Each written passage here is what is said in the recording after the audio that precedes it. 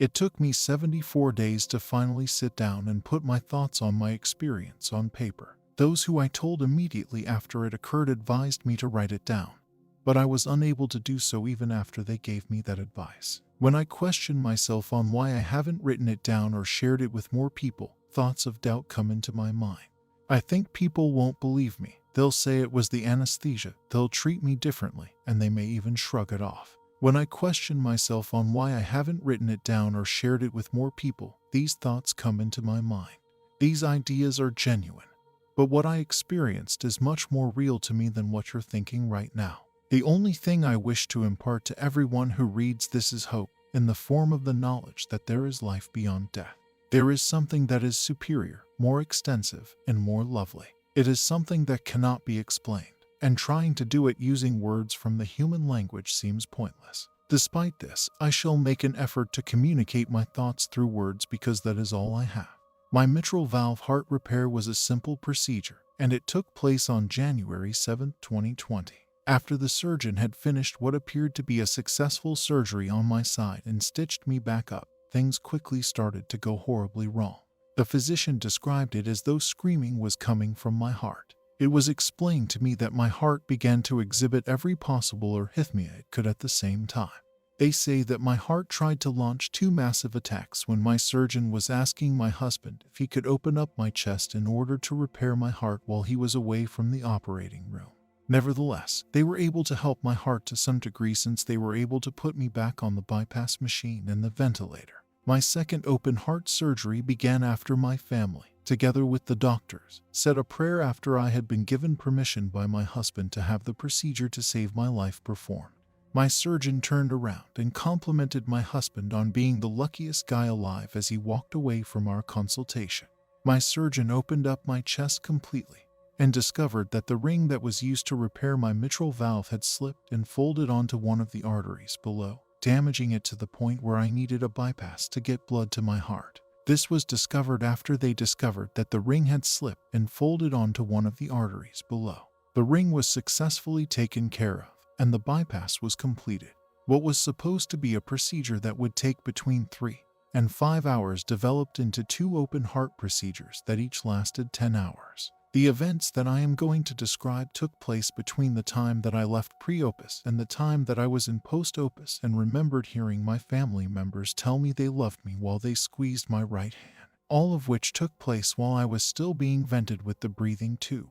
When I came to, the incident I'm going to talk about was the first thing that came to my mind, and I couldn't stop thinking about it until I had told as many people as I possibly could. To this very day, I have at least one thought about it every single day. Call it a brush with death if you must. I like to think of it as being very close to arriving at my destination. Again, this is so difficult to explain that I will have to contrast it with things that are common on Earth that I am familiar with. I have no recollection of being somewhere else before coming to be in this empty place with such a great distance in front of me. I have no doubt in my mind that I was present. At the time, it was irrelevant how I got there, and I did not give it a second thought. Although I couldn't see my body, I was aware that my existence was still present. At first, I found myself in an empty place. It resembled darkness, yet it was not the same as the darkness we experience on Earth. When it is dark outside, most people on our planet have a natural fear of being attacked by something they cannot see or of accidentally running into something and injuring themselves. The empty area I found myself in was neither black nor light, but rather a space of varying shades of gray. Soft, tranquil, silent, full, calm, clean. At first, I couldn't see the light, but I could feel its presence. I just took a quick glance around, and it struck me that the area was extremely large and seemingly endless. Because I was completely unaware of the passage of time, all I could focus on was being in the here and now. I had no idea how long I was in that empty place. After then, I became aware of a light that was all around me, and it completely occupied this area. When I looked to my left, I recall feeling an intense desire to have a better look at this light. I recall thinking that this light had no end, yet as I explored it, my need for more and more of it just became stronger. I was able to look through it and had the need to extend my hand through it, but then I realized that there was no need for me to do either of those things since I already knew how it felt without really touching it. Despite the fact that I could see it, it did not have any weight. It did not exist in the 3 dimensions that we are accustomed to here. Do we exist in the 4th or 5th dimension? Then that was the end of it. Even though I could see the light that was all about me, I had the distinct impression that I was likewise a component of this light and that I was not distinct from it in any way. The sensation of touch was distinct, yet it was unnecessary. I had the ability to touch anything without really coming into contact with it, as if I were doing so with my thoughts. I was aware of what it was and could sense it even though I did not touch it. Only one of my memories involves using any of my other senses outside my eyes. At this very instant, there are no odors, noises, tastes, or touches to be experienced. I relied only on my sight, which was sharper than it had ever been before in my whole life. The best way to describe the light that was all around me was as a gentle and brilliant light that was a grayish-white color and sparkled translucently. The sparkles captivated my attention and drew me in for a closer look. I had the sudden realization that I was not distinct from this area, but rather a component of it. Have you ever been surrounded by fog when you came across it by accident? It had a vibe comparable to that one in hue, but there is no weight to it. Even fog has weight and may travel in certain directions. The fog that around me had no motion, was completely weightless, and was extremely light. It triumphed over the nothingness that was there and utterly swallowed it. It did not fill it up, but rather it was overcome by it. The more I want to stare at it and through it in more depth, the more magnificent did the light that around me become. I was in a state similar to floating without moving, yet there was no gravity. I was weightless, light, and still, much like the magnificent light that's surrounding me, and I did not bob up and down like I would have in water. It's kind of like being underwater, except that you can still sense gravity, weight, and movement even while you're underwater. I had none of these feelings. I wasn't drifting through space aimlessly either. The area that I was in served a function for me. I had no interest in moving or going anywhere else. All I wanted to do was take in the sunshine.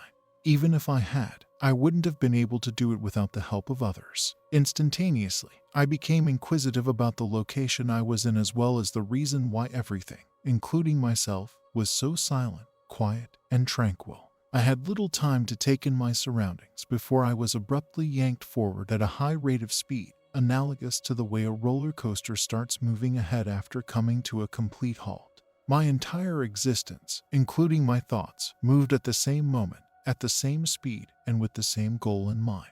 My body didn't lurch forward like it would on a roller coaster, but my entire being did. I had the sensation that I was traveling in slow motion, yet I knew that I was actually going quite fast. When I turned to look at my surroundings, I noticed the light that was all around me as well as the open area that was in front of me at the end of the tunnel. The dim circle that appeared at the end of the passageway that was currently in front of me did not frighten me. Moving on, I did not attempt to struggle against it. I had nothing except feelings of serenity, confirmation, and completeness. At this point, I was clueless about the nature of the light or what it may be. I had an innate sense that everything was calm, comfortable, and risk-free there. Now I am certain that it was God Himself who did it. I did not experience any fear since that particular outcome was not a possibility. I was overcome with a sensation of wonder, thanks, and thankfulness to God for the gift of life that He had given me. Words were coming out of my mind even though I was unable to speak. When I was praying, these are the thoughts that went through my head to God. Thank you, God, for my life, my family, and my friends. My memory of this part is fragmented, but I seem to recall seeing pictures of my loved ones and close friends. Having events in my life play out like a video with choppy internet connection. This is how it feels. The act of remembering or viewing things did not make me feel either joyful or sad. It was as if they were a part of a different chapter in my life as well as a part of me. I had no desire to alter any of it. I liked everything the way it was. Then I had another overwhelming sensation that my attempt to thank God for everything wasn't sufficient to convey how thankful I was for all that He had given to me and done for me. This time, the emotion was that my attempt to thank God for everything wasn't adequate to communicate how grateful I was. I realized that I was beginning to attempt to make a list of every single item that God had given to me and done for me, right down to the hues of the trees, the color of the lake, and even Sugar Bear, our dog. As soon as I made the feeble attempt to start listing things, I turned to face the right side of my being and heard a voice that I believed to be God telling me, "There is no need to list. I am aware of that, Charity. Let it be done, Lord," was all I could say in return. At that same instant, even before I had finished saying the word, I abruptly felt myself being pushed or dragged backwards, and it stopped just as swiftly as it had begun, as if in the blink of an eye. I went so far as to quicken the pace of the sentence in order to get it out of the way before I entirely departed. I suddenly had this gut feeling that I was going to be gone from his presence in a hurry. As I was leaving, I had the impression that I am not done worshiping you, Lord, and that is the only way I can express it. People who have had comparable experiences have reported seeing either the body of Jesus or a green field where other people had been. I was not present for any of this. I am certain that God was the one who communicated with me, and that God was there in the light, present as part of the light, and present as the light itself. His speech seemed like it was coming from a surround sound speaker, but it was actually just thinking. It was neither loud nor severe, but rather relaxing, and almost had a giggle to it. It was thoughtful and offered reassurance. The fact that I did not react strongly when I first heard it astonishes me today. It was almost as if I had already been talking to him, and his words were as challenging as the light and as confusing as the glitter. The next thing I remember, I was unable to move. The room was pitch dark, and I could hear my family telling me they loved me while they squeezed my right hand while I lay in my hospital bed while I was still connected to the ventilator. The next day, as I was coming fully to consciousness in the morning, the verse from Psalm 100:4 that read, "Enter his gates with thanksgiving, walk into his courts with praise," came to my mind. It seemed to me that the words "give thanks to him and worship his name" sounded truer than they ever had before. While I was there with him, all I wanted to do was thank him and worship him, and I didn't want to stop doing either of those things. I didn't give any attention to where I had come from or where I was going, not even for a second. It's amazing to me that I never once considered going back to see the family I'd abandoned or picking up where I'd left off in my life here on earth. It was simply not anything that entered into any of my thinking at all. It was almost as if that aspect of myself wasn't even there. I didn't want or need anything else since I was simply concentrating on being present where I was. I wanted to make the most of my current location. The longer I stayed, the more I yearned for the illumination that comes from being in God's presence. According to my understanding, this is the splendor of God that is spoken about in the Bible. The question of what God wants me to learn from this experience is one that I ask myself frequently. Was it just for me, or was I supposed to share it with others? If doing so would bring honor to him, then I will share it. If doing so brings you closer to your Creator, then I will gladly share this information with you. Because of this, I am going to share this. My hope and prayer is that God will get acclaim as a result of other people's experiences that are similar to mine.